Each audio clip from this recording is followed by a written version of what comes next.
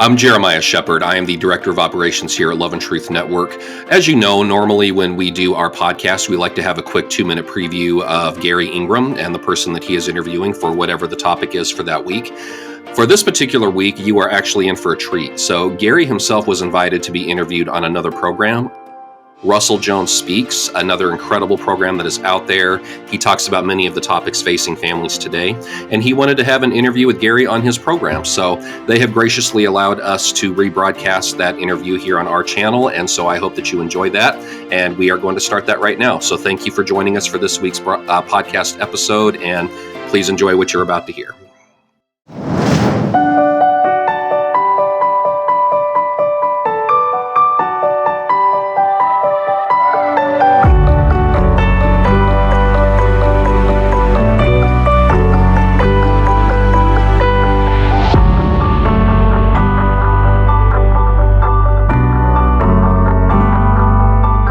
Welcome to Russell Jones Speaks, where we explore big issues that matter to parents, grandparents, and kids. We tackle intergenerational issues. Everything that affects parents, grands, and children is on the table. That includes health and fitness, relationships, attitude, family unity, vision, adversity, God, and anything else that might arise. The goal is for you to take away something that you can use in your life immediately. So today's guest is Garry Ingraham, Executive Director of the Love and Truth Network. Garry's an ordained pastor. In 2013, he and his wife, Melissa, founded Love and Truth Network, a national nonprofit ministry focused on equipping Christian leaders to develop safe and transformational environments with the purpose of restoring sexual wholeness and biblical identity. Garry and Melissa have 2 wonderful boys and are humbly grateful for the opportunity to serve the Lord together. And from my point of view, in an attempt to better understand what is going on in this world I hardly recognize, I stumbled onto an event my church hosts a couple of times a year. It was an open to the greater community LGBTQ forum. My idea was to sit in the back and see what the conversation was about. I was drawn in by Garry's compelling story, as well as his take on the current state of the LGBTQ movement. I'm sure you'll be as well. And I know he's legit since my awesome pastor and neighbor fully endorses Garry and his work. So, welcome, Garry. Thanks so much. So glad to be here, Russell.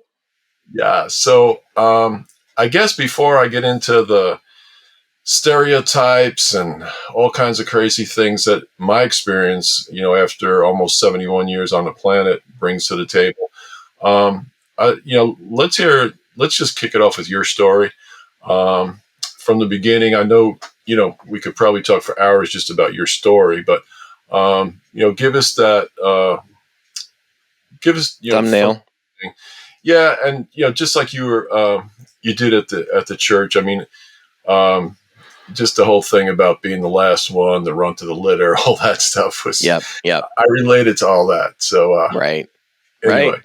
take it Yeah. away. Happy to share with your audience. I am the youngest of 5 kids. I'm now 58. So my mom and dad thought that they were done having children with my last brother, who is 5 years older than me.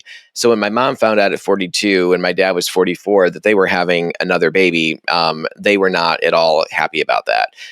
My dad especially was pretty frustrated about it. I'm grateful that they carried me to term and my mother had me, and back then that would have been, it isn't that abortion didn't happen, but it certainly was, would be much more unusual than it is today.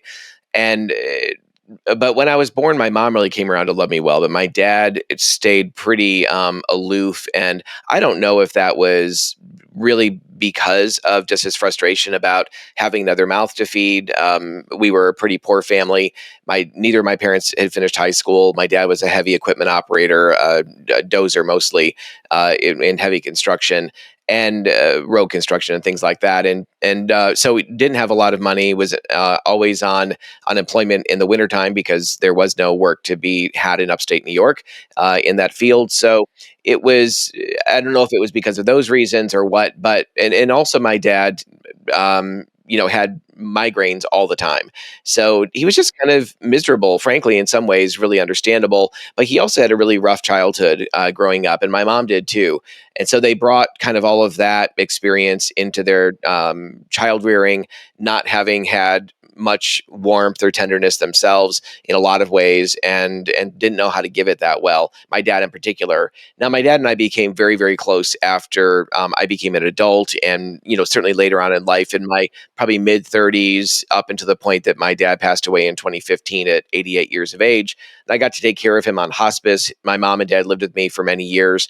Actually, when Melissa and I were married back in 2007, she moved in with us. I mean, God bless my wife. I often joke that she brought her two cats, so that kind of Seriously. equalized everything. But anyway, it was truly, bless her. And then my mom passed away 5 years later. Both of them really solid believers, and we had such a deep, close relationship in those later years. But that didn't make up for all of the brokenness through my developmental years in childhood, particularly with my dad.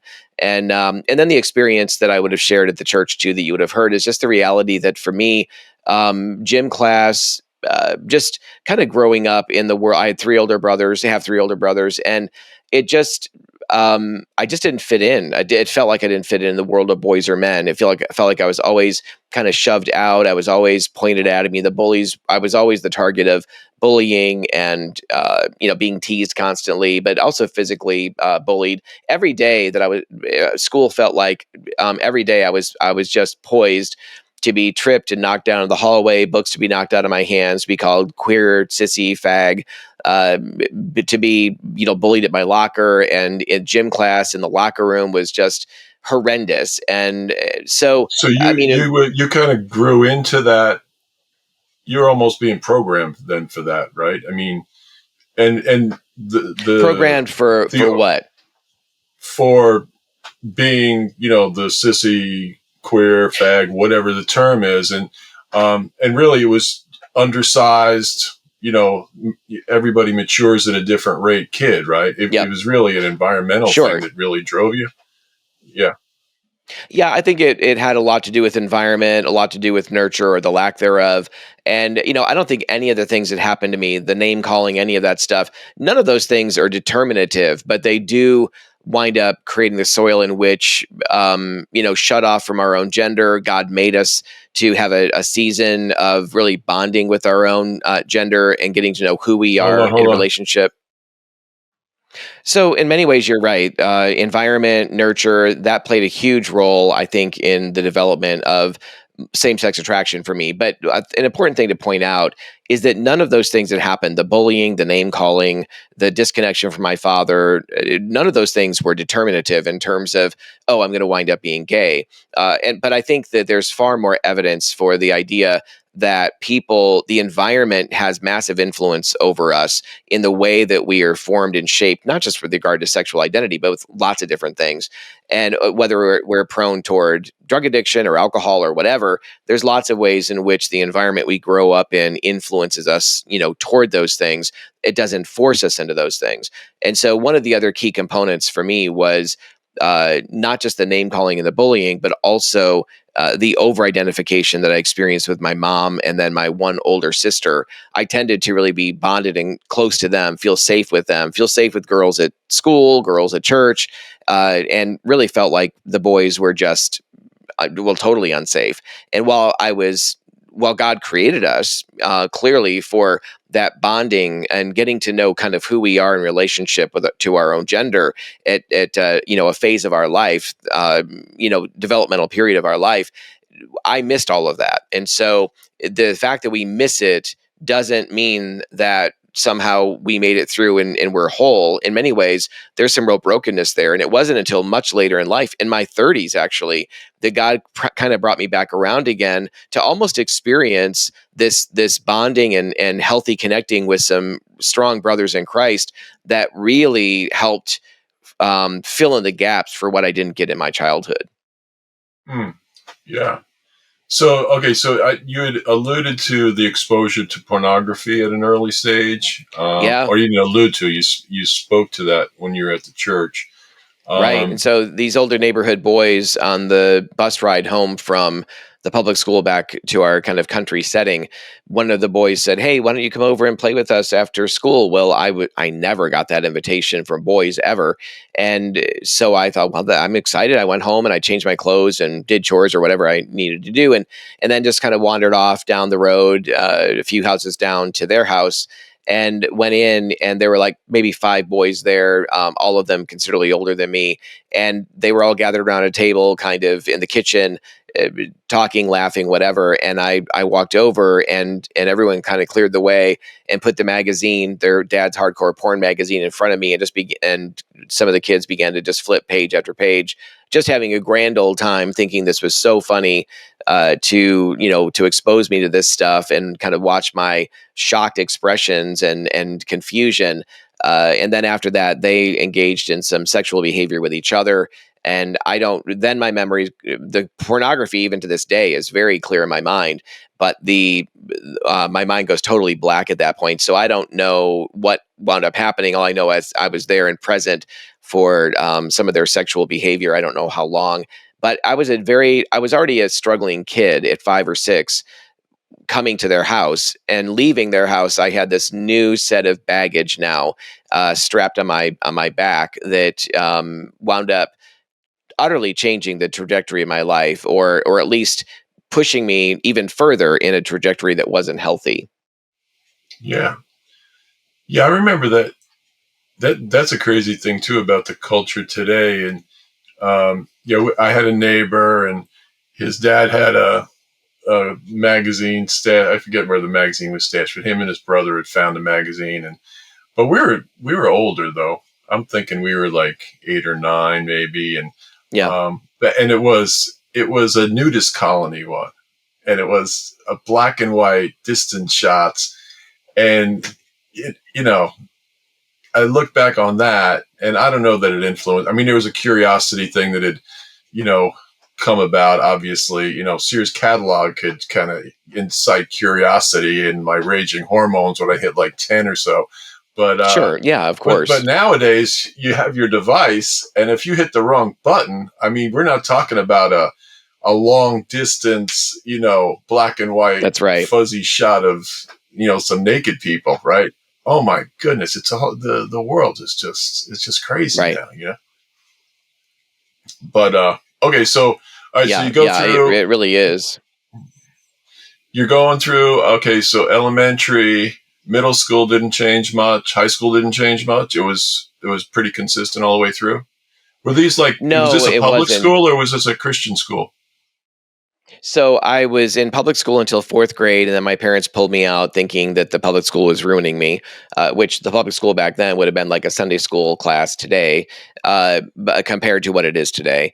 But they put me in a Christian school for a period of time. I hated that as well, and it was different, and there was a way in which it was a bit safer.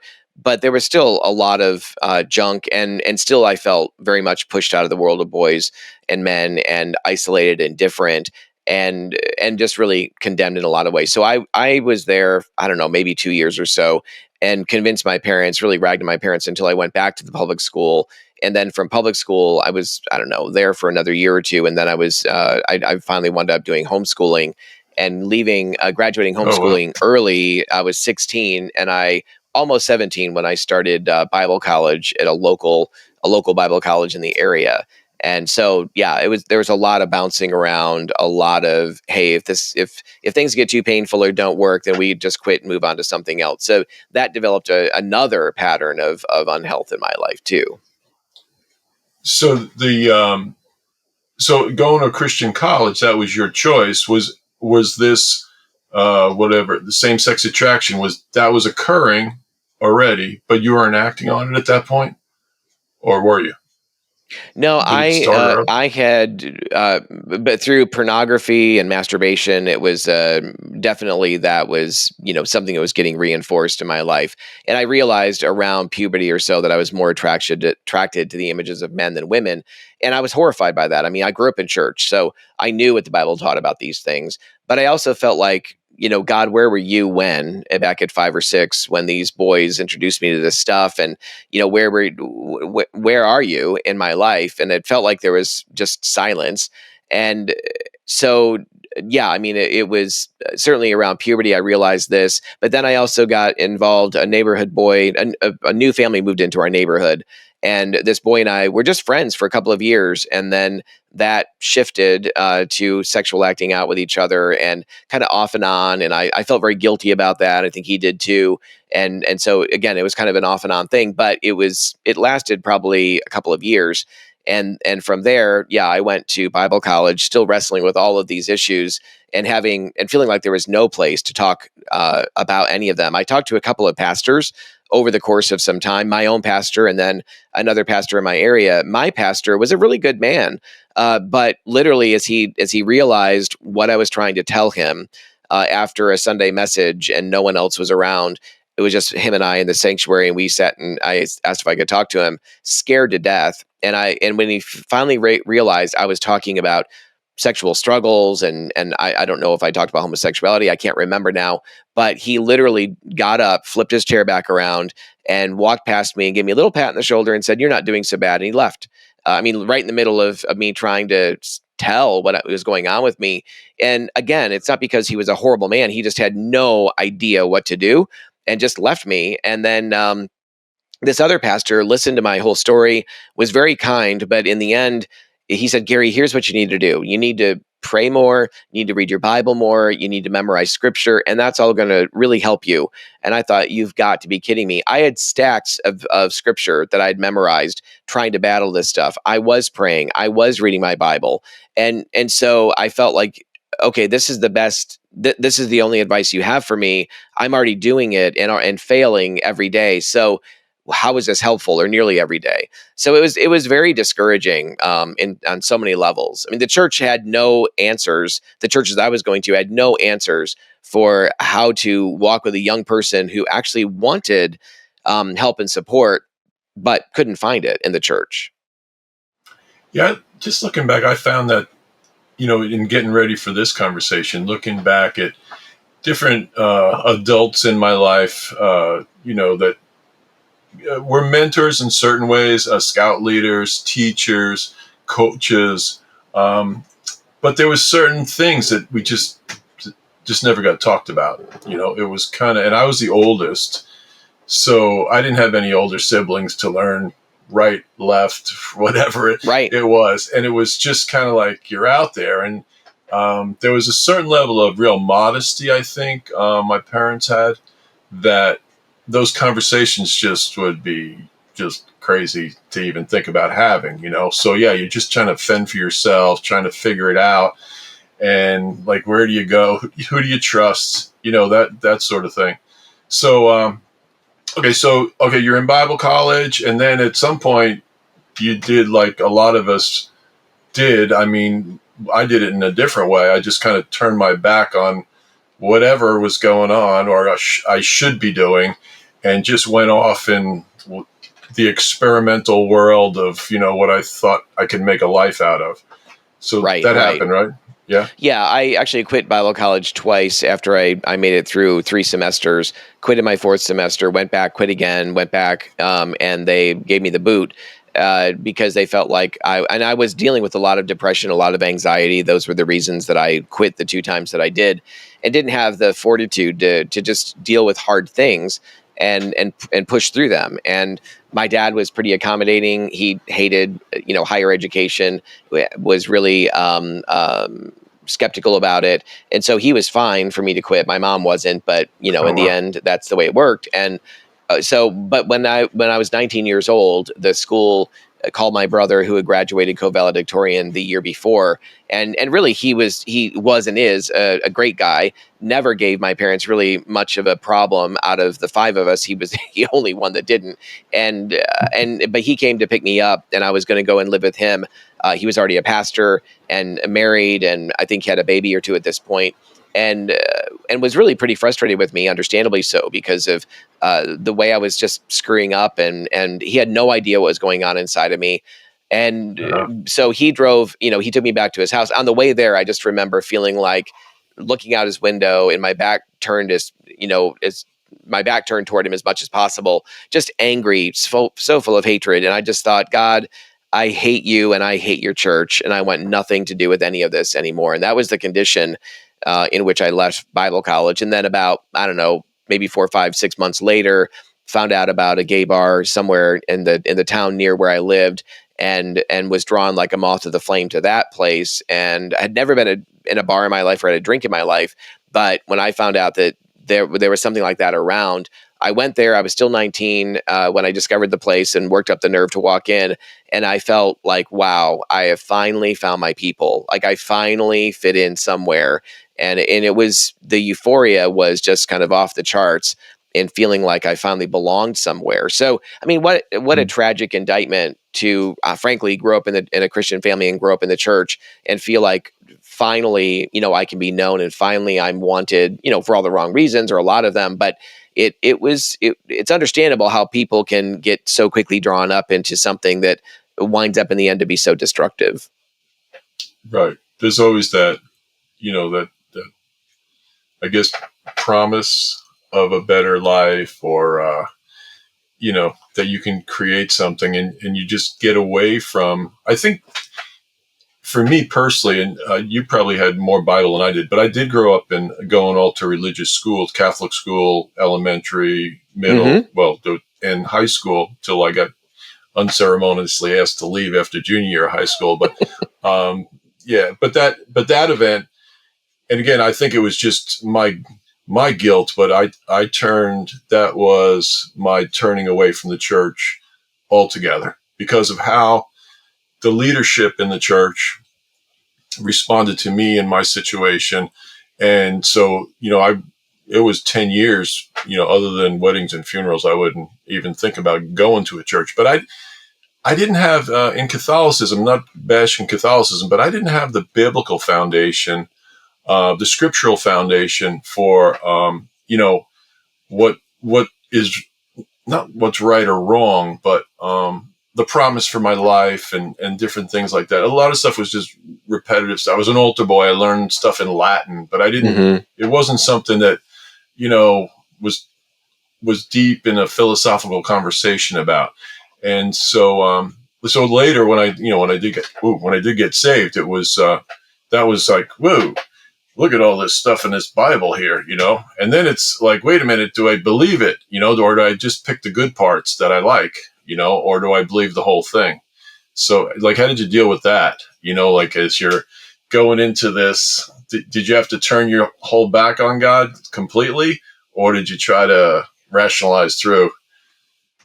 Yeah, I mean, I really did turn my back on God. I really did just reject, everything that I kind of knew growing up. Now, I turned my back on God. I still knew what was right and wrong. I mean, I had no confusion about that, but I definitely wrestled in that arena, and just, again, disconnecting, rebelling, and trying to find, just, I felt like he hated me, and that I was the cosmic screw up, that I felt like I was kind of this third gendered thing. I wasn't sure what was going on with me.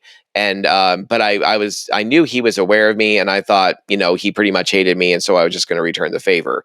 And then finally, in the end, over the several years of living in this space of the gay world, LGBTQ world, thinking I was going to find Mr. Right and kind of settle down for the rest of my life, and finding out that, oh, that was a joke, that the revolving door of, sexual encounters and very short-term relationships is so common there. I mean, it's true in the heterosexual world too, but I mean, on steroids, in certainly for gay men. And so this constant getting dumped, and then feeling worse than I did before, and then jumping back into, on the rebound into another situation. It was just it didn't take that long, maybe a year or two, begin to feel like my insides were rotting. And here I am in the prime of my life, and I would stare at myself in the mirror and think, who the hell are you? Like, how did you get here? What are you doing? And yet I was compelled to go right back to it over and over again, trying to find someone to tell me that I was okay, trying to find someone who was who was going to love me, basically. And so it was a pretty miserable time. But then it wasn't I began to experience two things. One is I was experiencing this decay that Paul talks about in 1 Corinthians 6:18. That there's a kind of damage that sexual sin does that is unique from other sins. Is what he's talking about there. The one who sins sexually sins against their own body. I was experiencing that in my soul, I believe. But then at the same time, I was also wondering, every time I drive home from the bar, I'd think, tonight's the night God's going to kill me. Tonight's the night God's going to kill me. Tonight's the night God's going to kill me. And of course, that didn't happen. And I began to wonder, where's your 2x4? Where's your bat? This is the God that you are in my mind, who is, just waiting for us to step out of line so he could crack us upside the head, or me. And when that didn't happen, it began to put a little chink in my armor to think, well, wait a minute, maybe God's different than what I think he is. And of course that began to grow and expand, that question. And really the two of those things, that what I thought I was signing up for by jumping into, with both feet into the LGBT world, and my anger and rage toward God and my hatred of him for a period of time, those both began to really crumble. And that's what led to my genuine surrender to Christ on the side of a freeway in New Jersey or Pennsylvania when I was 23 years old. Yeah.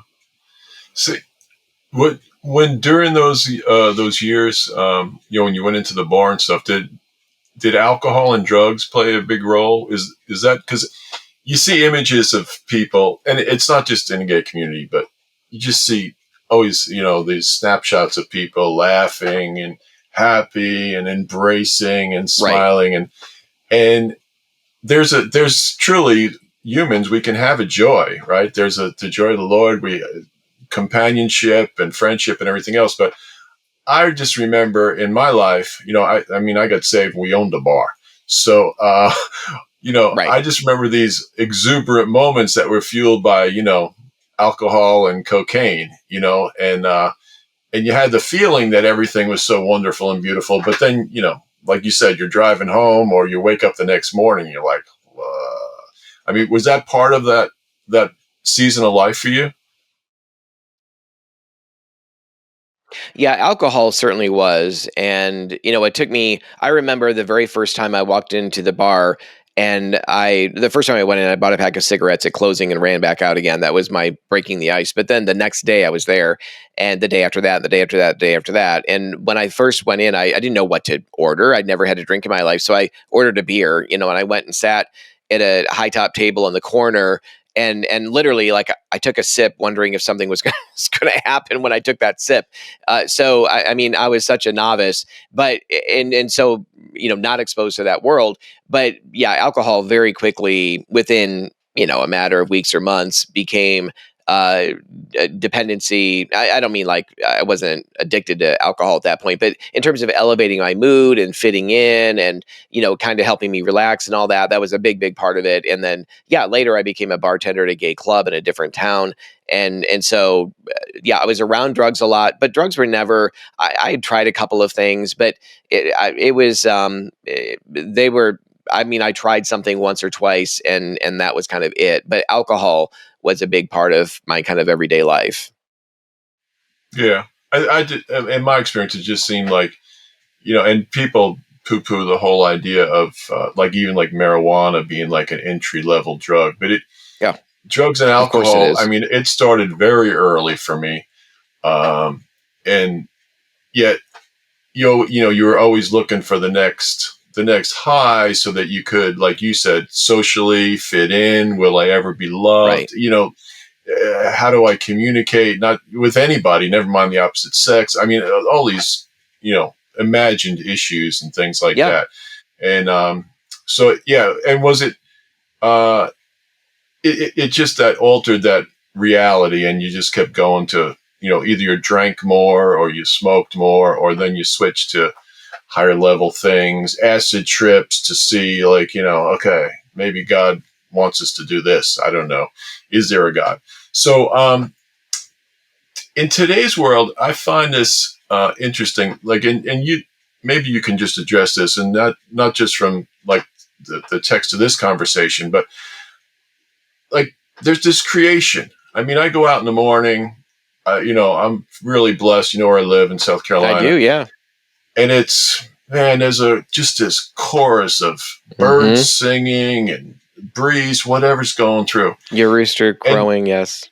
Yes, that's not mine. That's the neighbor's. I have chickens, but it just, I see people, and we have headsets on, and everybody's so plugged in. I go into the local public schools. Everybody's plugged into it. There's noise all the time. Noise. There's just, whatever you're doing, there has to be people walking down the street, and they're plugged in. They're listening to a book, or they're listening to music. You go to the gym. People go to the gym, and if the music's not loud enough, cranking through the speaker. There's just this noise all the time, and I just wonder, like, how much we can block out, and like really get to know the Lord and get connected with all this noise going on. You ever have to address that or think about that? Well, absolutely. I mean, you're totally right. And of course, I've heard a number of things about even the issue of people needing to have white noise just to be able to sleep and that kind of thing. That's actually something that is ultimately not even very healthy for you. I don't know all the ramifications or details behind that, but you're right. I see it all the time. I'm a part of that world too. Like, I'm on my phone more than I should be. But I'm also aware of it and making decisions to set it aside, like our family does do a Sabbath. And if we just found it to be our main thing with Sabbath, from one of the books I was reading about it, our main goal in Sabbath is to set aside striving. So whether that's my boys doing schoolwork, whether that's me, it isn't about not doing anything. It's about setting aside striving and also embracing rest and embracing quiet. And so also, in addition to Sabbath, one of the things that I was exposed to 20 years ago that was so healing for me back when I would think it was 39, the first conference I went to, which ultimately is where I met my wife at a leadership training that we were at for 5 or 6 days. But it was with a program called Living Waters put out by Desert Stream Ministries. And one of the engine of their program is listening prayer.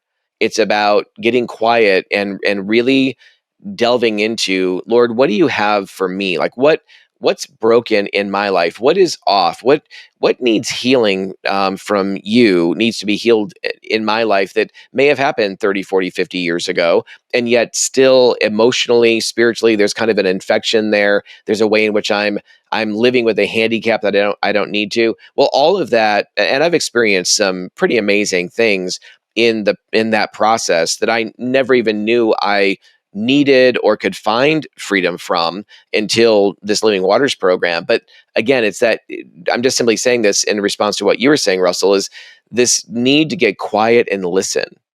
Like, it's such an unusual thing for us to do. But we know from even the encounter with Elijah and the Lord that God wasn't in the earthquake. He wasn't in the fire. He wasn't in the raging storm. He was in that gentle, quiet blowing. And I think it's really telling. Jesus would get up, when it was still dark, and go off into a lonely place and pray. It's really telling the scriptures, I think, over and over again about our need for silence and solitude. And we live in a world that is offering us every imaginable thing under the sun to prevent us from doing that. Yes, sir. I totally agree. Yeah. So, okay, I got to tell you one story real quick. The stereotypes growing up. I mean, as a kid, the endearing terms I grew up with: queer, fag, homo, light in the loafers, bon vivant, lesbo. But to be fair, where I grew up, it was a melting pot area, suburb of New York City, and that was just for people that were, alternative, we might say, whatever. But everyone received an endearing moniker based on their ethnicity. I mean, it was, Irish, Italian, Polish, German, whatever. And, but then there was the physical things, like, oh my goodness. I mean, it was just cruel. I mean, between jug ears and Weezer and all these different names that just stuck. And then there was the, personal hygiene things that people would pick out and everything. So there was always, and it was always hard, I think, to grow up. I think it Yeah. was, it's just always hard. And so anyway, and that you had mentioned before too about the human form, and I I don't know. It sounded like, I mean, I was drawn to images of men, but from my interpretation was like physical culture was like strength and Yep. what maybe I could grow into, or just amazed at what the human form could look like, Mm-hmm. and so anyway, this one story though, stereotypes. I'd finished college, certified. I'd been working full time, going to school full time. A friend of mine from high school, both of us were teachers. We're going to be teachers, want to be teachers. And he says, listen, we should, get an apartment, share an apartment together.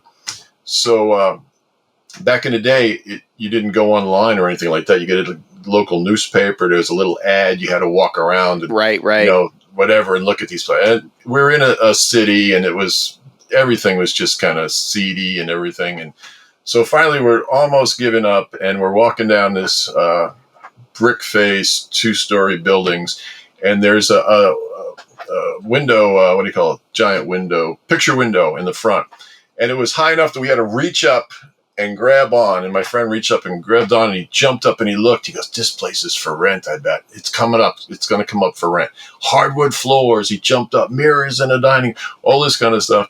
And so he says, listen, we haven't had any luck. He says, let me do the talking. So he rings the bell, goes upstairs to the little Italian lady that's upstairs. And he says, don't you say anything. Because I'm like biker dude at this point, right? I got the hair, the Fu Manchu, all this stuff and everything. And so he's on the landing. I'm one step down. And my friend Ray, he starts talking to the lady, and he starts lisping. And I'm like, what? What are you doing? And I'm like, I'm turning my head, and he's going on and on. And he negotiated a deal that we got the rental. And I asked him what it was about. He says, listen, man, he said, there's a stereotype. If you're gay, you're neat, you're clean, you're orderly. And I know this old lady would love to hear that. So anyway, we got the apartment and moved in. I waited a week before I brought my Harley and put it in her garage. Oh my gosh. She was traumatized. Yep. But that was a little, and I just had to tell that story because Ray's going to listen to this and be embarrassed. But but when we talk about coming out of the closet, the stick figures of what I would, in my mind, is just people, their preferences for what should be really private. And something happened. I pinpointed around 1976 when I was doing my student teaching and then subbing. When we were in the 60s, we didn't talk to anybody about anything. We were afraid of the cops, the narcs, the parents, the teachers. Everything was like, whoa, everything's a secret, right? Everything's private. And then all of a sudden in the 70s, it was like, kids are telling me stuff that I don't want to hear. I mean, it was, I'm not a counselor in those areas. And it just seemed like everything opened up. And it's like, were you around during that time? I just felt it was like a really uncomfortable time, like the out of the closet era, I guess you'd call it. Well, I think, sure. I mean, I think in so many ways, obviously we have the sexual revolution of the 60s and that fed into then, the pill, preventing, so you can have all the sex you want. And there's, in most cases, at least pregnancy would be avoided. At least that was the idea. And that was in the late 60s, early 70s. And then, of course, there's, the Roe v. Wade decision in 1973. So there's, just more and more kind of tearing down of traditional norms around sex and identity. I mean, we weren't even talking about identity back then. It was understood and assumed that a man is a man, a woman is a woman, et cetera, and that generally, they're attracted to the opposite sex. Of course, there's always been some folks around that but I mean, really tiny numbers, 1%, 2%, maybe, of men or women that are dealing with the same sex attraction or what have you. But yeah, and then of course you have then on top of everything else, you've got Hugh Hefner and others that are really glamorizing and popularizing pornography, and Alfred Kinsey, who is just a disgusting pedophile who's doing all this sex research within his institute or whatever, and putting out this garbage on the sexual man and later the sexual woman. So all of that is kind of proliferating in within a couple of decades, and has really led, and the church had no idea what to do with any of this. The church was just totally ignoring it. Their response was to form the moral majority, which I always think is such a joke, because, and I like Jerry Falwell. I mean, he kind of drove me nuts, but I liked some of the stuff in his later years that he talked about.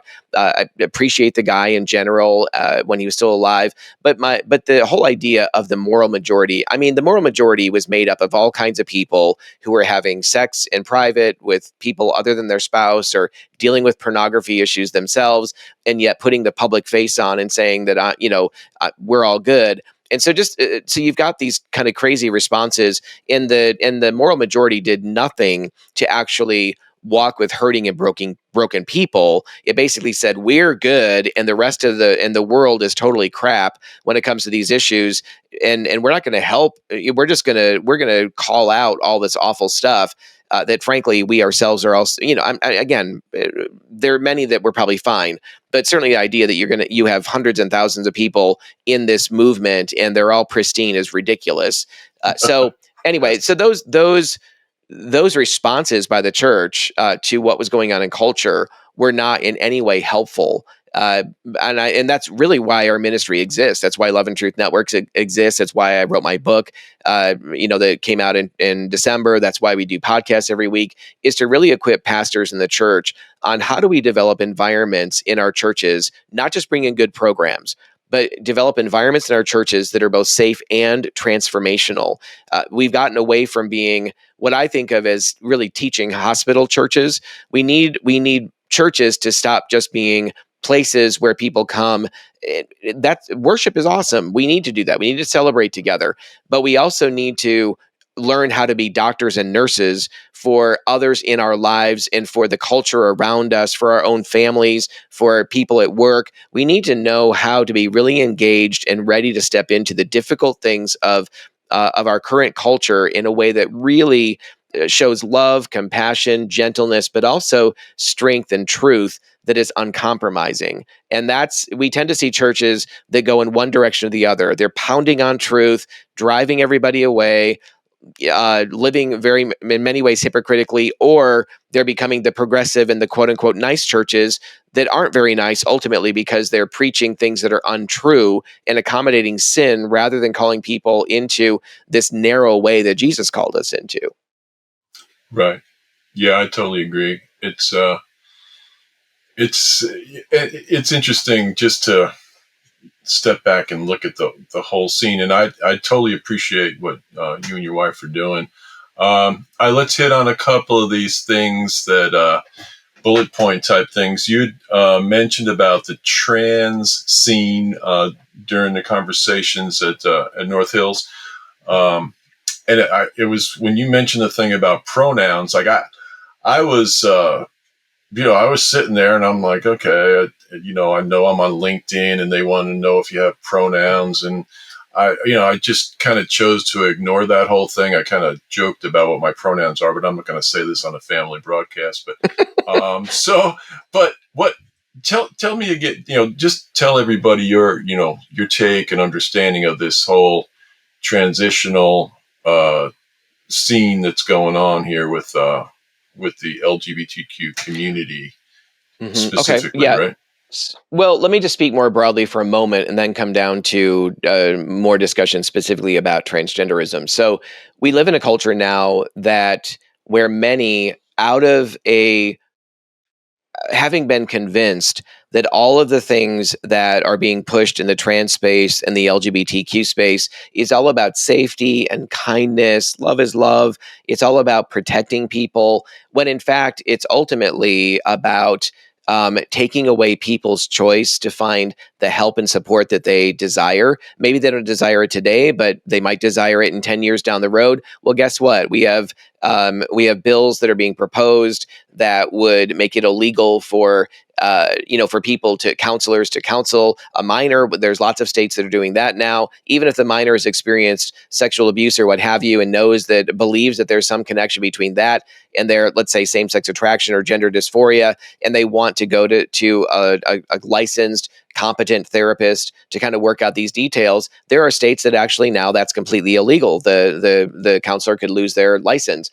And that's just the tip of the iceberg. There's so many other intrusive ways in which there's a desire to kind of take over and remove people's right of self-determination in these areas.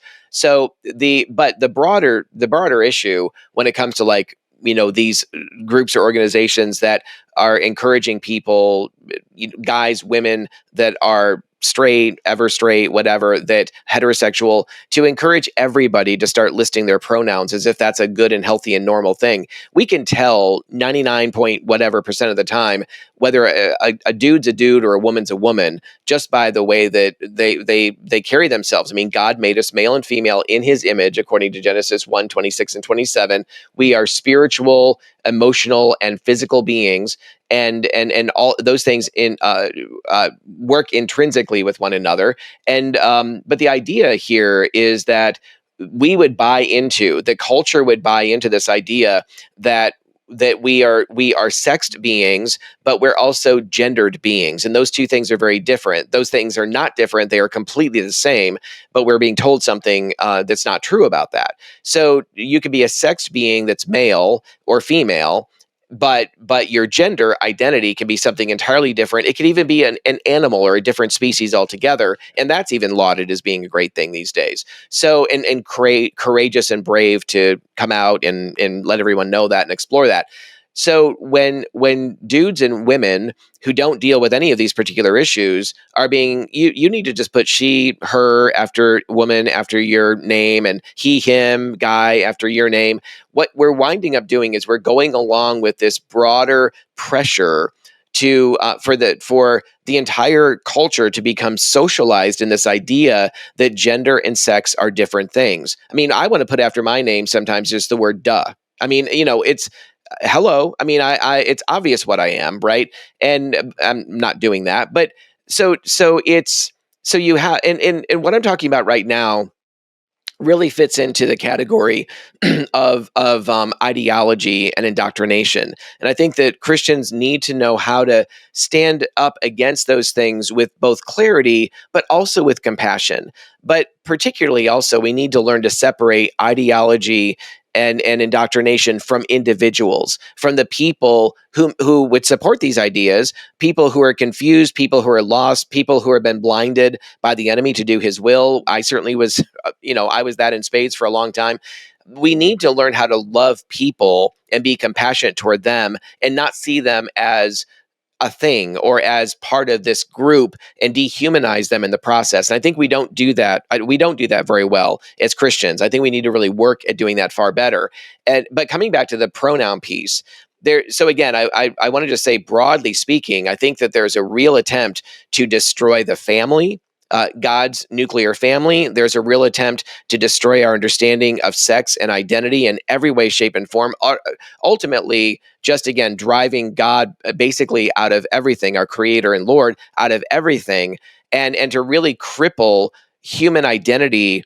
And the biggest distinctive of our human identity, I said earlier, is that we're made in the image of God, male and female. And so if we can obliterate that, if the enemy can really shroud and cover that and veil that, I mean, we start taking on more characteristics of just kind of animalistic cravings, just live out, so-called freedom is just, do whatever it is that makes you feel good. And ultimately, at the end, we wind up becoming animalistic rather than thriving in our humanity when we pursue those things. Now, coming back to the question about transgenderism, there are three primary stages of so-called transition. Let me just say clearly, a man can never become a woman can never become a man, a boy can never become a girl, and a girl cannot become a boy. That's simple biology. But we live in an era when these brilliant experts, by the way, the word, sometimes people refer to me as an expert. And when I almost want to say, please don't say that about me, because the experts are in many fields are doing a pretty lousy job. But the expert class is not something to necessarily just listen to and take in what they have to say at face value without any real consideration or thinking critically about what they're saying. We need to do that. But we have within transgenderism three primary categories of, again, so-called transition. The first is social transition, where a kid, a child, a man or woman may want to change their name. They want people to know that they're transgender, that they actually are a boy or a girl, even though they're born in the opposite body, or something else entirely. And that's part of this. And so changing their name, changing pronouns, and then people going along with that pronoun change is the first stage of transition, which now many of my friends and colleagues are referring to as actually a medical intervention. And the reason that we're referring to that as a medical intervention now is because it so often, the vast majority of cases, when a young person begins to socially transition or does successfully socially transition, and everybody around them is agreeing, using their pronouns, using the new name, agreeing that they are this other person or whatever, their dead self is gone, and now this new person is here. That almost always leads to puberty blockers, as well as cross-sex hormone so-called therapy. By the way, these things are all off-label. They've not been approved for this use by the FDA. Even if they were, it'd still be garbage, but they're not. And then in addition to that, those who go down that road, socially transition, and then in some fashion chemically transition, they more often than not, they will wind up doing some kind of surgical procedure, whether that's top surgery, bottom surgery, other things.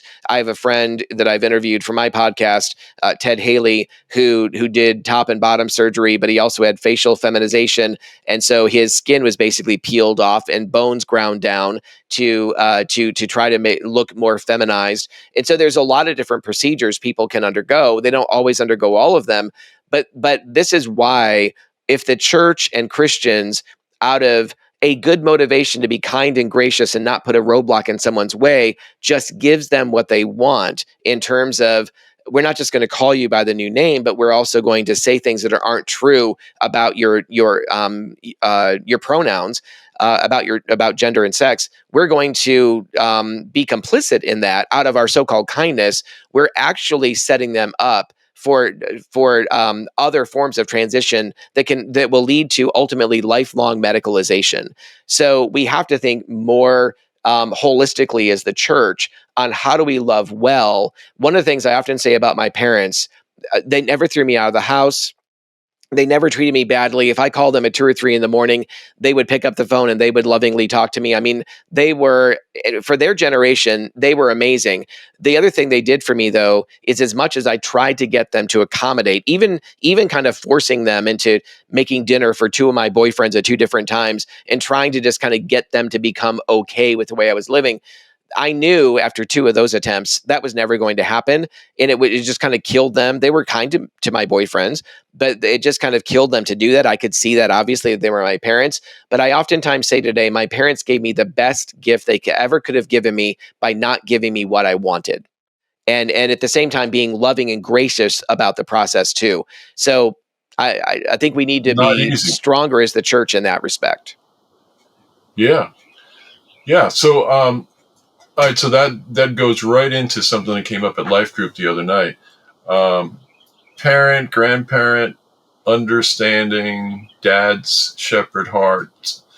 And is there a best way for a family member to react to the announcement of someone transitioning, as well as like ongoing interaction? And I know, merciful and kind is always there, but is that just, what you're talking about with how your folks were with you?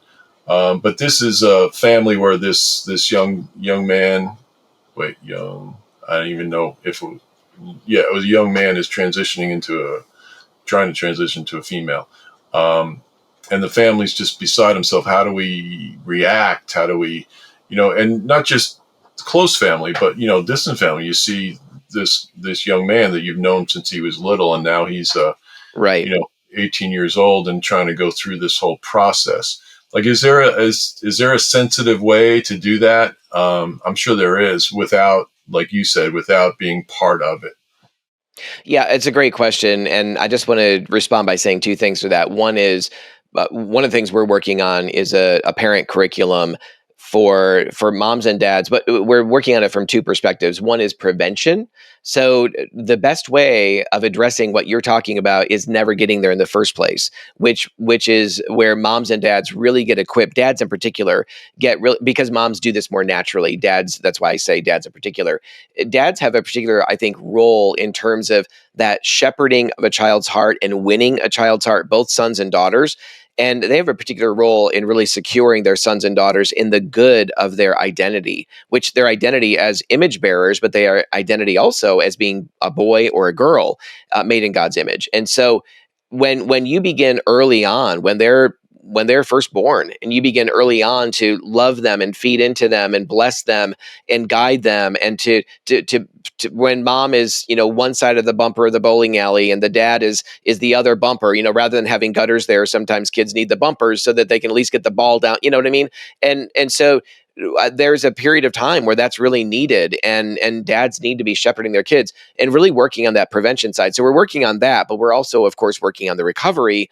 But rather than always doing recovery, we've got to get to a place in the church where we're really equipping parents, young parents, new parents, to know how to really form and shape in the culture we're living in a really solid sense of identity, and also bringing up their kids to realize this is the culture that I'm living in. Not they're not in some kind of a fishbowl that's excluded from culture because they're homeschooled or whatever. We have to let them know what's going on and raise them in that way. But for those that are in this place where an announcement is made, you said it. I mean, responding with both with kindness, but also with clarity, and not, frankly, not giving, not falling into the habit or the use of saying things that simply are untrue. I think that needs to be simply a watchword and a barometer for us as Christians, that there's a lot of things I can do to accommodate. For example, I'm not as concerned about the name, the quote unquote new name that somebody wants for themselves. Now, some of that is going to be dependent on the proximity of my relationship with that person. There may be people in my life that I'm not going to use a new name with. They want to be called whatever, a feminized version of a masculine name or something else, the opposite of that. I may not do that depending on the nature of our relationship. But I might not even know this person, and they introduce themselves. It's obvious that they're biologically the other gender, and they give me their name. What am I going to do with that? Well, I'm going to call them by the only name I know for them. But I'm also not going to use pronouns that aren't accurate. By the way, pronouns are interesting because you're not even using a pronoun when you're talking to the person. I never, like in talking with you, Russell, I would never say to you, he, in reference to you or anything, right? I'm going to say your name or something along those lines. So pronoun usage is actually something that is primarily being imposed on people to engage in when the person isn't even present. Now, I understand that if you're in a group setting, that there may be times in that group setting that you're talking to somebody else about the other person in the room, and you're using a pronoun in that case. But I think that we as Christians can actually either use the name or use another way of referring to them that is not making use of the pronoun. But in most cases, even that is looked down upon in our society because, oh, you're not embracing and celebrating this person's so-called true identity. You're avoiding, embracing their true identity, and that's actually, doing violence to them or something. So anyway, I think that being gentle and loving, affirming our love for them, but at the same time explaining that, before God, this is what I know to be true from the scriptures. And so I'm going to love you. I'm going to walk with you to whatever degree you allow me to. And I want you in my life. You may choose to cut me out of your life because, you're angry or upset that I can't go along with something that's not true. Right. Yeah, and that's a tough thing. I mean, for family members, because it is. I can speak from looking back about seasons, seasons of life and seasons of, times in a relationship. So I don't really panic anymore like I did when I was my kids were younger. And, I was like, because, that whole, it's always going to be like this type of thing. I mean, there are seasons. And I think when, like you said, when things are treated with love and kindness and mercy and, things work out in the long run. But, that's a faith thing for moms and dads, so, well, also the other thing I'm going to just mention here is that every situation is different. I mean so I think there are principles. That's what we try to teach, principles that are biblical and principles, frankly, that are based on basic biology. But we try to teach principles that are biblical and well researched. But and we do a lot of Q&A with groups of people to try to answer specific questions as best we can. But even in those situations, like, we don't know the person you're talking about, we don't have the history with them, and so while we can certainly land on certain core key principles, every situation is different. How you approach it, the different words you might use to kind of walk with them or to speak with them, and all of it, every one of those situations is somewhat different. So the best we can really do is really land on the Word of God, love people well, do not compromise, and understand that you're going to make mistakes. We're all going to make mistakes. We're all going to blow it on some level. But having a humble heart, coming back often, really keeping that person saturated in prayer, ourselves saturated in prayer. Another thing here too, that I think is so important. One of our main themes in ministry is to say one of the most glaring and missing strata of the church is that many churches have men's groups. Lots of churches have women's groups because women tend to gravitate to one another and towards spiritual things seemingly more than men. So you have a lot of women's groups, small groups, sometimes men's groups, but almost none of those actually go deep. Almost none. And they might go deep theologically. And so there's this stimulation of our intellect and our mind, and we think that we're doing something good because we're taking in more information, but we're actually doing almost nothing with it.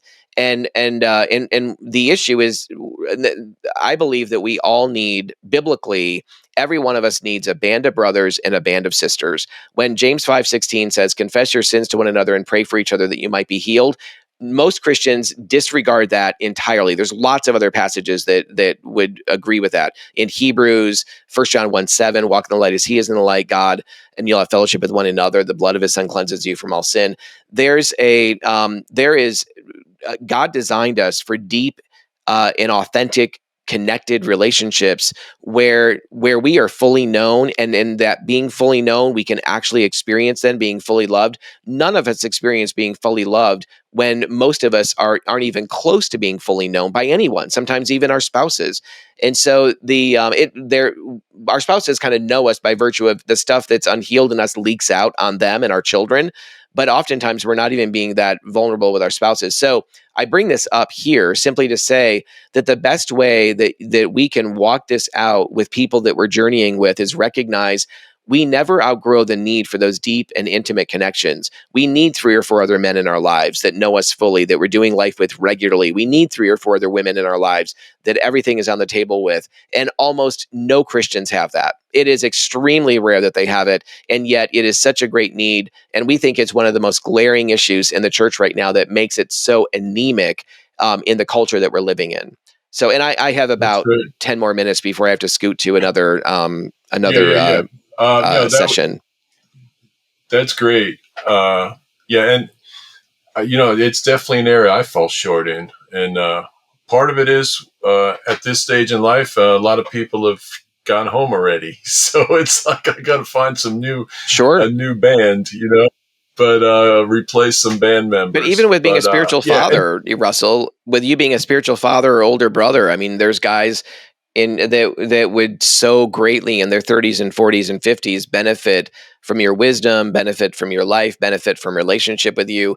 And when guys are in their 30s and 40s and 50s, that gap of 20 years or something to whatever you are now to what they are, or 30 or 40, whatever. I mean, that's not as big of a deal anymore.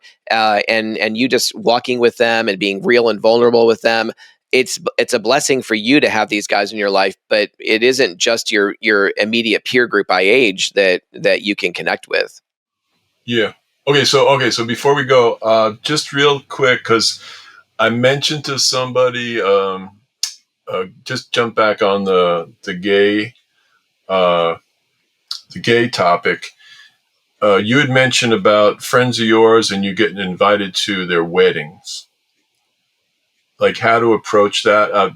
My wife, one of my wife's, well, both of our good friends, her son just, in the last year or so got married and, sent out invitations, married another guy.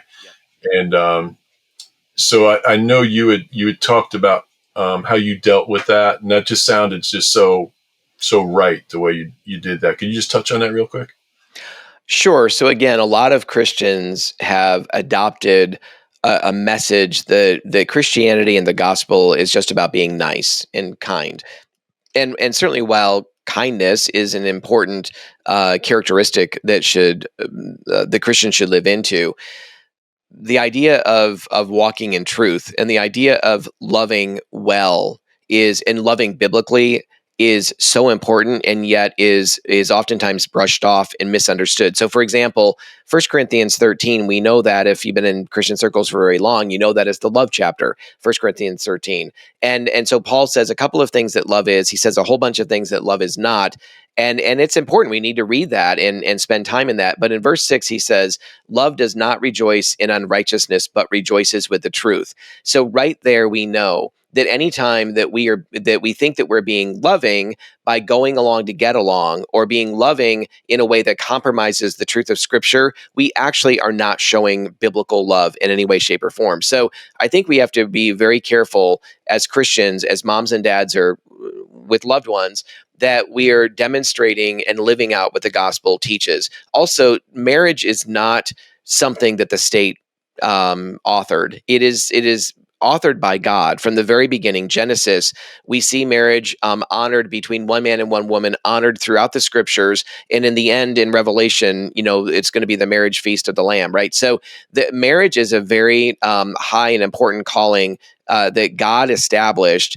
And in Ephesians, we know Ephesians 5, we know that Paul's talking about marriage between a man and a wife, and then immediately shifts into this mysterious kind of way and talks about this marital metaphor, how a man and a wife are together in marriage. There's a metaphor to Christ and the church, and so to take marriage and just the Supreme Court back in 2015 redefined marriage to broaden that now to be between people of the same gender, et cetera. It's going to be broader than that now. We're going to wind up seeing down the road, since this has been changed, we're going to wind up seeing polyamory, multiple partners being something that is legalized, and that's going to be coming to the church. So where does it end? And is one question. But in addition to that, I think that we need to work at really loving people well, and loving people well means loving them in truth. So I think that Christians who go to the gay wedding, and I hear all the time, I just don't want to put a stumbling block between me and my loved one, between me and my child, or who my friends. But but here's what's being left out of that is there is no regard on the other side whatsoever in any way, shape, or form. And I get it. I understand why this is the case, but there's no regard for you and your conscience or your relationship with God. You are expected to set all of that aside, reject all of that, and simply do what this person wants you to do, so they can feel like you're celebrating with them, because that's why we go to weddings in the first place. So I think what we're called to as Christians is to sit down when we've been invited to go to a gay wedding or whatever, that we are to sit down and or a gay ceremony. We're to sit down and really have a conversation, and maybe that's going to be a real tearjerker kind of conversation, and that's okay. If you're expressing, look, I love you so much, I even love your partner, and I love you guys individually, but I know from the scriptures that where you're heading is not going to produce the greatest thriving that God has for you. It's actually taking you further away from Him, not drawing you closer to Him. And so I can't come and celebrate that with you, because I understand what the scriptures teach, and because I'm asking God to really get a hold of your life, and that you would surrender your life to Him. Honey, I'm always going to be here for you. I love you. I'm not going to walk away from you, but I can't participate in this. And it's not It's not I love you, but I can't participate in this. It is I love you too much to participate in this and bring confusion into your life that it's somehow a good thing. So I think there's a lot of there's other things we could talk about there, but I think there's lots of good reasons. Kevin DeYoung wrote a book quite a few years ago now called "What Does the Bible Really Teach About Homosexuality?" And I think he has one of the best chapters on should Christians go to a gay wedding. I think he has one of the best chapters in that book on that topic. Good. All right, we got it. All right, so we'll wrap it up here then. I'm going to. There's about 5,000 other notes I have, but that's. We could do a part two sometime, Russell. There's another. That's for another day. Once I get more clarity about everything you just laid out today. So, I hope everyone enjoyed today's episode and you got some takeaways you can use. I know I did. And you can connect with Garry at www.loveandtruth.network.com. Yeah, Garry, is your book on Amazon? It is on Amazon. So the book title is "Am I Gay?" ? And there's a lot of, I didn't think about this in advance, but there's a lot of crap that's out there that goes by a similar title. So if you type in "Am I Gay?" and my first name, Garry, it'll be one of the first things that pop up. Gotcha. And and please share this with your friends. And don't forget all my stuff at russelljonespeaks.com. If you're a parent or grandparent or mentor to a 10 to 12-year-old, check out our 60-day transformational interactive video series, Top Secrets of Success for Kids and Parents. It's amazing. It will equip and encourage parents and kids, just like Garry said. And in the words of the inimitable Hulk Hogan, say your prayers, take your vitamins, you'll never go wrong. Then you can go and all make it a great day. Bye for now. Thank you so much for joining us for this Love and Truth Network podcast. To listen to or watch future episodes, please check us out at loveandtruthnetwork.com/podcast. Also, you can subscribe to Apple Podcast, Spotify, and Google Podcast, and we look forward to seeing you in a future episode.